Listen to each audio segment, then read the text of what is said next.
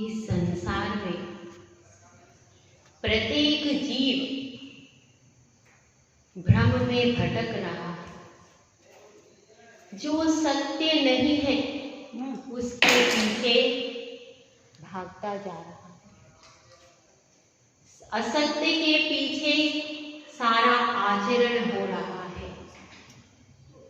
विदेश में सभ्यता नहीं है, संस्कृति नहीं है, चरित्र नहीं है और जीवन मूल्य भी नहीं है।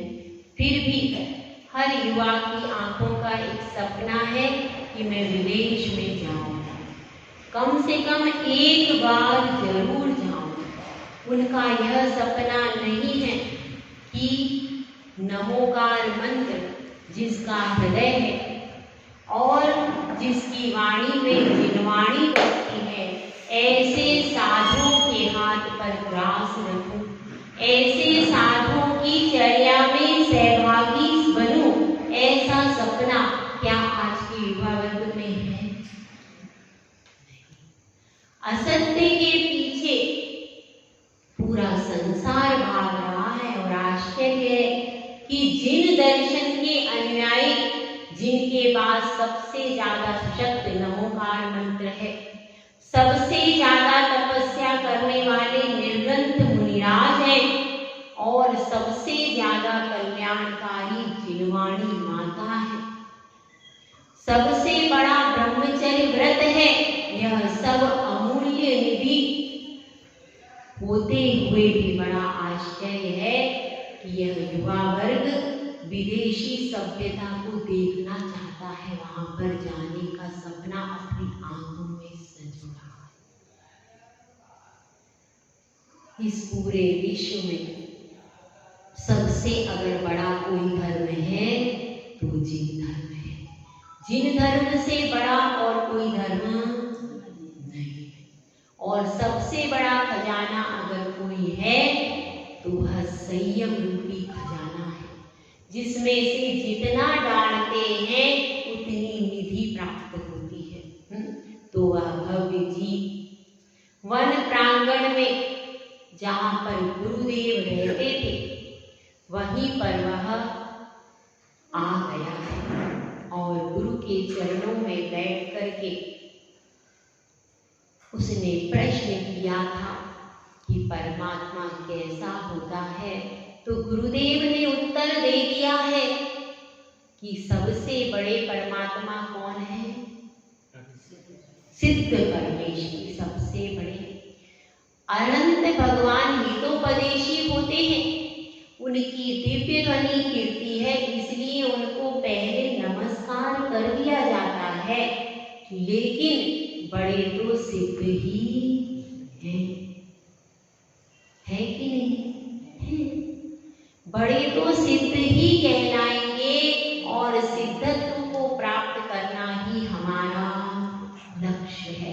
तो इस पहली कारिका में, पहले श्लोक में आचार्य श्री पूज्यपाद भगवंत ने लक्ष्य को निर्धारित किया है, बता दिया है कि आपका लक्ष्य सिद्धत्व की प्राप्ति ही है, क्योंकि पहले लक्ष्य के बारे में निर्धारित कराया जाता है, उसके बाद ही व्यक्ति अपने कदम उठा सकता है, क्योंकि लक्ष्य को विहीन करके यात्रा कभी भी सफल नहीं हो सकती है। जिस व्यक्ति का कोई लक्ष्य नहीं है, कोल्हू का बैल है, दिन भर चलता है, रात भर चलता है, सोचता है मैं मीलों दूर पहुंच गया, लेकिन पहुंचता है क्या? नहीं। आज तक भव्य आत्माओं, आज तक अनादिकाल से हमने कोल्हू के बैल की यात्रा की है। आंख पर मोह की पट्टी बंधी थी और हम चलते रहे, सदियां बीत गई, कहीं तक पहुंचे नहीं। अब गुरुओं ने आकर के हमें जगा दिया, आंख की पट्टी खोली और कह रहे हैं कि भाई देखो, तुम वही के वही हो, अपनी परिणति के बारे में सोचो, अनंत दुख उठा लिए हैं, अब तो अपने कर्तव्य के प्रति जागृत हो जाओ, क्योंकि तुम्हारा एक ही कर्तव्य है, और वो क्या है? सिद्ध परमात्मा बनना। बस अगर एक बार सिद्धत्व की प्राप्ति हो गई तो फिर यह बार बार का कपास के ओटने का काम नहीं करना पड़ेगा। आप डॉक्टर बन जाएंगे, आप इंजीनियर बन जाएंगे, वकील बन जाएंगे, सीए बन जाएंगे। कब तक? कब तक? केवल इस जन्म तक। उसके बाद फिर से तैयारी डॉक्टर बनने की, इंजीनियर बनने की, सीए बनने की। गलत है कि सही है? लेकिन एक बार यदि आप सिद्ध परमात्मा बन गए तो दूसरी बार बनना पड़ेगा क्या? अनंत काल तक उस शाश्वत सुख का उपभोग करना है। इसलिए भगवान ने परमानेंट काम किया, टेम्परेरी क्यों करें? टेम्परेरी काम है, वकील बन जाओ, डॉक्टर बन जाओ, विदेश में चले जाओ, व्यापार कर लो, पैसा कमा लो, लेकिन जब आयु कर्म आएगा, जब सज धज कर मौत की शहजादी आएगी तो वो कह देगी ड्रेस यही रखो, एड्रेस यही रखो, चलो यहाँ से निकलो।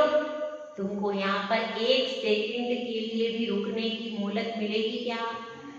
नहीं। लेकिन भगवान के पास कभी मृत्यु नहीं आती। उन्होंने मृत्यु को जीत लिया, मृत्युंजय है। तो ऐसे लक्ष्य को प्राप्त करके वह भक्त का हृदय गदगद हो गया। उस भव्य जीव के हृदय में रोम रोम खिल गया कि अरे इस संसार के चक्र से छुटकारा पा सकते हैं। इसलिए वह पूछा है उसने, मुझे बताइए परमात्मा बनने की डिग्री कौन से कॉलेज में मिलती है? कहाँ मिलती भैया? कौन से कॉलेज में परमात्मा बनने की विधि सिखाई जाती है? मुझे वह बताइए। तो गुरुदेव ने कहा है कि मैं तुम्हें विधि सिखाऊंगा। कैसे परमात्मा बना जाता है इसकी पूरी प्रोसेस होती है। क्योंकि बिस्कुट बनता है, रोटी बनती है, प्रोसेसिंग होती है पूरी की पूरी। बिना प्रोसेस, कंप्लीट प्रोसेस के कोई भी डेवलपमेंट, कोई भी क्रिएशन बन सकता है क्या? नहीं। तो फिर परमात्मा बनने की विधि क्या है और उसके लिए कौन कौन सा रॉ मटेरियल चाहिए? ठीक है ना? तो यह प्रश्न उसने किया है और गुरुदेव अब उस प्रश्न का उत्तर आगे वाले श्लोक में दे रहे हैं। कारिका नंबर 2 देखिए। योग्योपादान योगेन दृशिता स्वर्णकामता द्रव्यादि स्वादि संपत्ता वात्मनोप्यात्मता मता।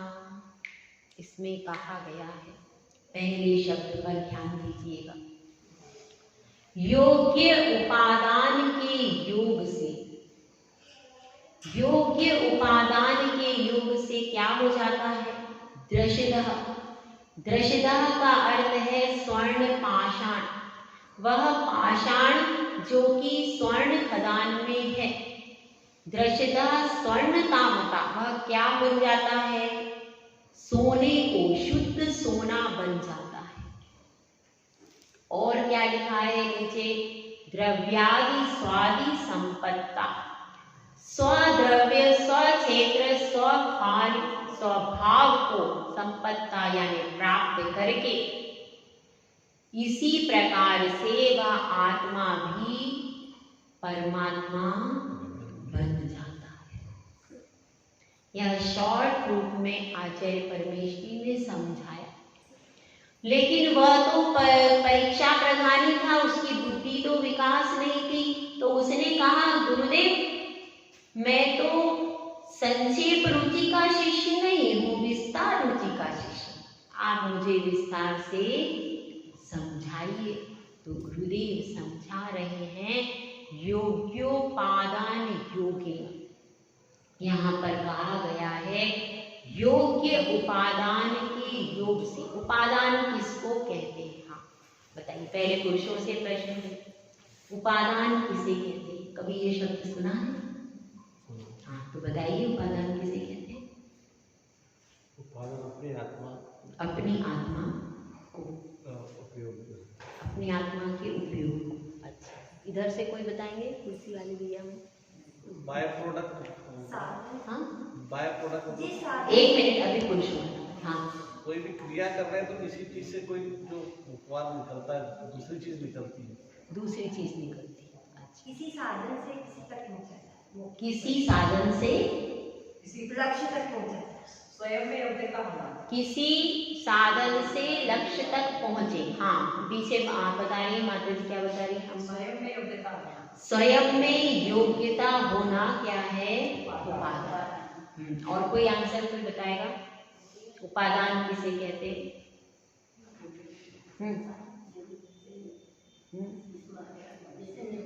जैसे निमित्त मिला माता जी का, और हमने उपादान मतलब हमें यदि हुआ आत्मा में उपादान जागृत करना है, तो आज उपादान होता कहाँ है? माता जी में होता है कि आप में? मुझे तो समझ में आया, मुझे नहीं समझ में। स्वयं निमित्त माता जी हो गई आपका उपादान, ऐसे ही।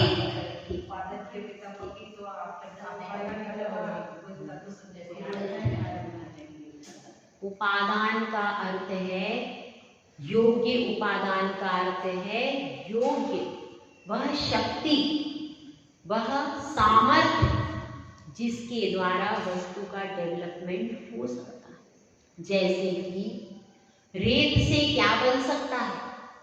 मकान। रेत से रोटी बन सकती है? नहीं। रोटी से मकान। आटे से क्या बन सकता है? रोटी। रेत से क्या बन सकता है? मकान। मिट्टी से क्या बन सकता है? घड़ा। रेत से घड़ा बन सकता है? हर वस्तु में अलग अलग प्रकार की योग्यता होती है। योग्यता के आधार पर ही हम उस वस्तु का वह उपयोग करते हैं। मतलब उपादान का अर्थ क्या है? स्वयं की योग्यता, कैपेसिटी, कैपेबिलिटी, जिसको अपन क्या कहते हैं? कैपेबिलिटी। सही है, क्योंकि देखो हमने बहुत पहले अंग्रेजी पढ़ी थी, अभी इतनी आती नहीं होगी तो थोड़ा सा देख लो, ठीक है। कैपेबिलिटी, उसकी कैपेसिटी, कितनी कैपेबल है वो किस चीज के लिए?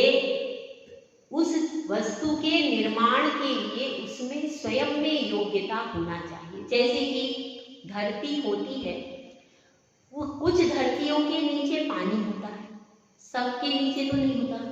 होता है क्या? नहीं होता।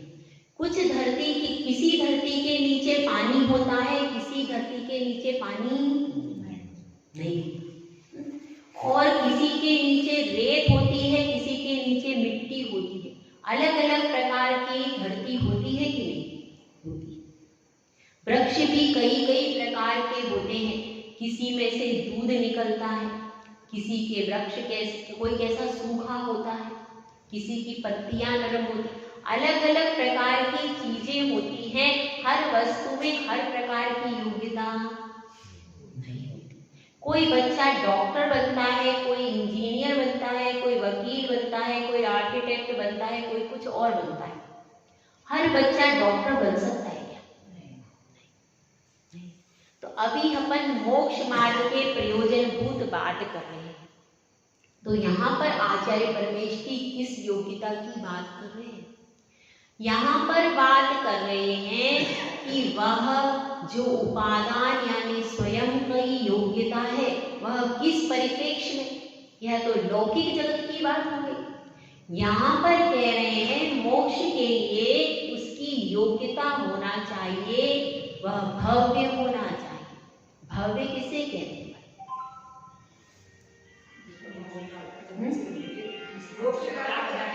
मोक्ष प्राप्त करने की जिसमें योग्यता होती है उसे क्या कहते हैं? भव्य जीव कहते हैं। और जो मोक्ष नहीं जा सकता उसको अभव्य कहते हैं। थोड़ा सा और निकट आइए, जो सम्यक दर्शन प्राप्त नहीं कर सकता वह कौन है? अभव्य। मोक्ष तो दूर ही है, वह अभव्य जीव तो प्रथम गुण स्थान करती ही रहता है, वह कभी भी जीवन में सम्यक दर्शन भी प्राप्त नहीं कर सकता। जैसे कि कुछ भूमि बंजर है, उसके नीचे पानी नहीं है, तो फिर आप पानी ऊपर से नहीं डाल सकते हैं? नहीं। कोई पत्थर नेचुरली खुरदुरा है तो आप उसको संगमरमर का नहीं बना सकते, वो नेचुरल होता है। इसी प्रकार से ये भी नेचुरल चीज है। क्या? भव्य और अभव्य। जिन जीवों में सम्यक दर्शन प्रकट नहीं कर सकते वे पर्याय में, वे भी ज्ञान दर्शन चेतना लेकर के बैठे हैं। उनकी ज्ञान दर्शन चेतना में और हमारी ज्ञान दर्शन चेतना में कोई अंतर नहीं है। फिर भी जैसे हर भूमि से पानी नहीं निकलता, उसी प्रकार से उनको कभी भी सच्ची श्रद्धा नहीं। तो यहाँ पर उन जीवों से प्रयोजन नहीं है। किनसे प्रयोजन है? जो मोक्ष जा सकता है, सम्यक दर्शन को प्राप्त कर सकता है, ऐसे भव्य जीवों से प्रयोजन है। इसीलिए यहाँ पर उपादान के आगे लिख दिया योग्य। योग्य मतलब भव्य जीव, जो मोक्ष जा सकता है, सम्यक दर्शन को प्राप्त कर सकता। और उपादान के योग से, तो देखिए खाली उपादान के योग से क्या कार्य की सिद्धि हो जाएगी? क्या हो जाएगी? क्या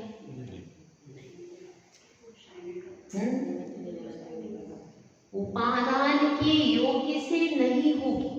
और थोड़ा सा हम देख ले इस विषय में कि भव्य और अभव्य कैसे होते हैं। देखिए भव्य, आप सब लोगों ने ये सब पढ़ लिया होगा, फिर भी मैं बता देती हूँ थोड़ा सा मेरे ज्ञान की वृद्धि के लिए।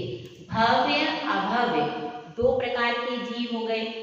तो उसमें से भव्य जो हैं वो, उसमें भी तीन कैटेगरी। कौन सा? दूर भव्य, निकट भव्य और दूरांतूर भव्य। दूर भव्य मतलब क्या? जो अर्ध उद्गल परावर्तन काल तक मोक्ष पे जाए। मतलब क्या?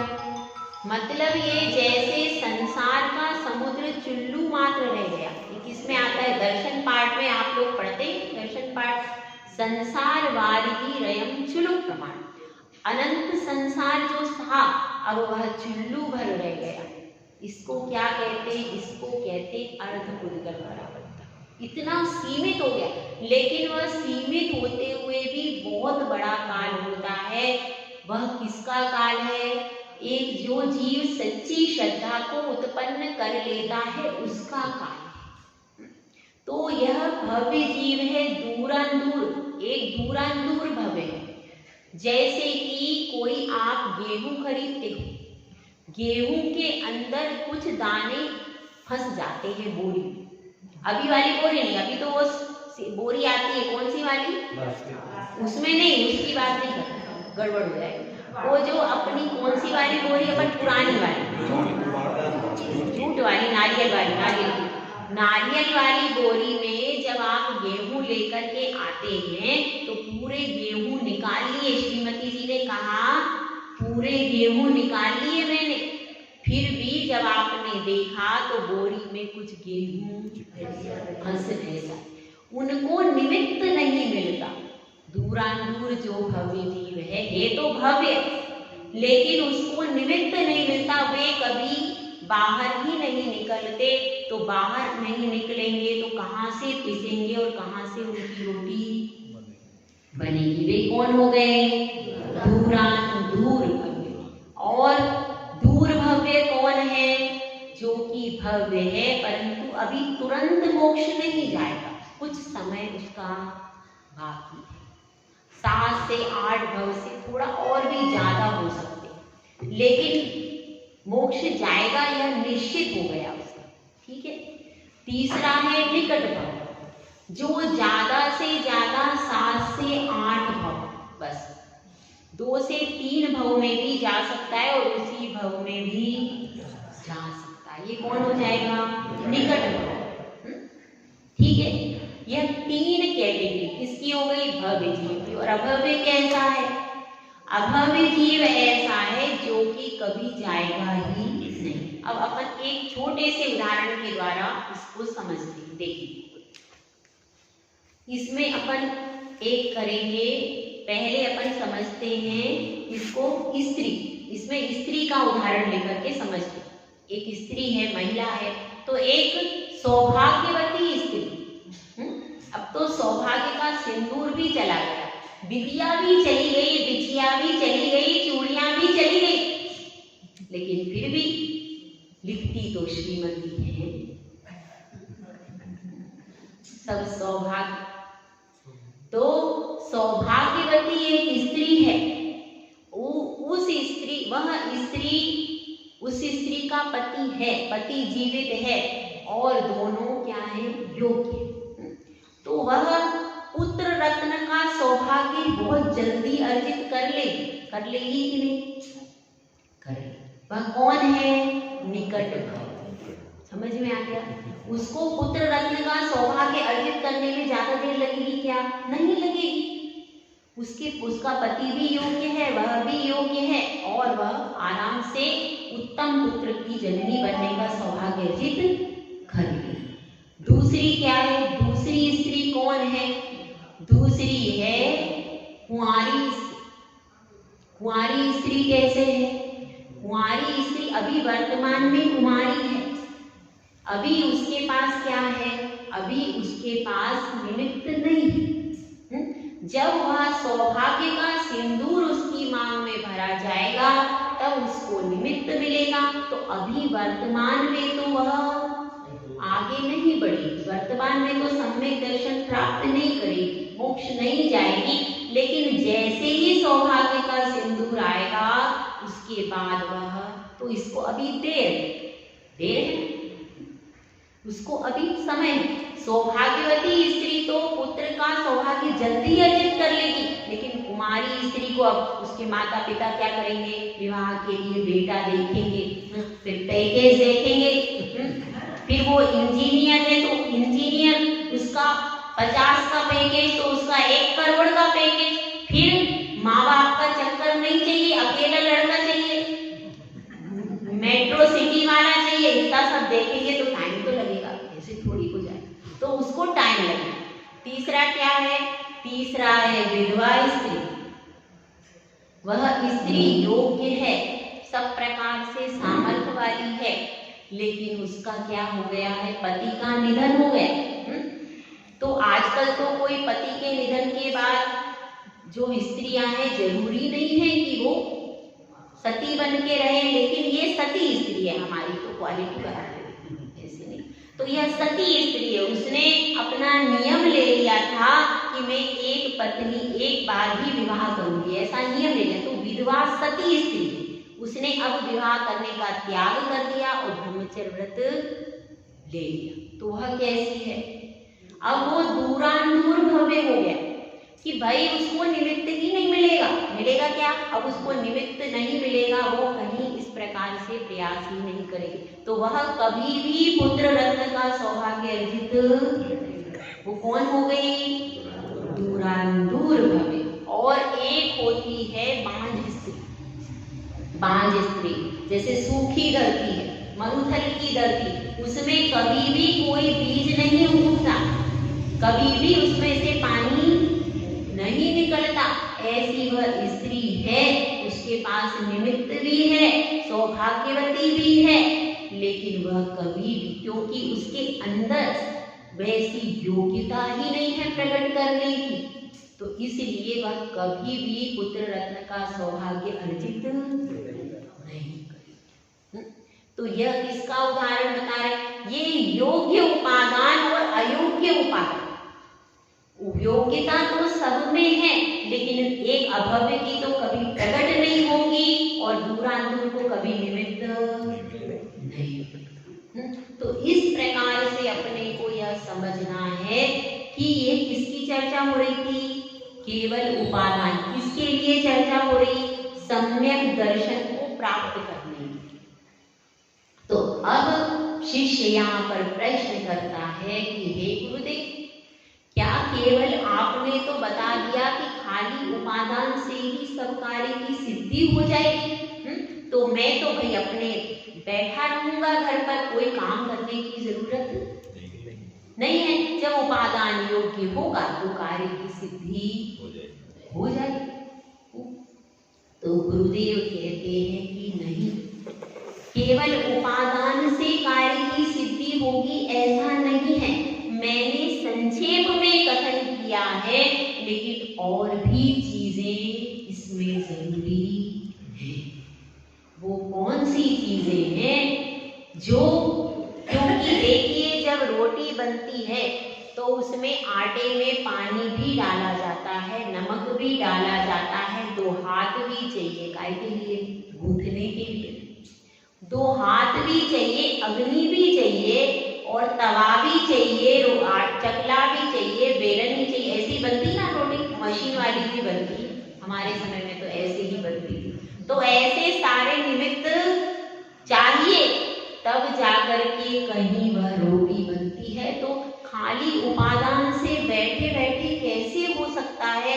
तो गुरुदेव अब इसके आगे परमात्मा बनने की विधि कल समझाएंगे कि इसके आगे कैसे परमात्मा बना जाता है। जय गुरुराज, जैसे सुंदर सा महाराज।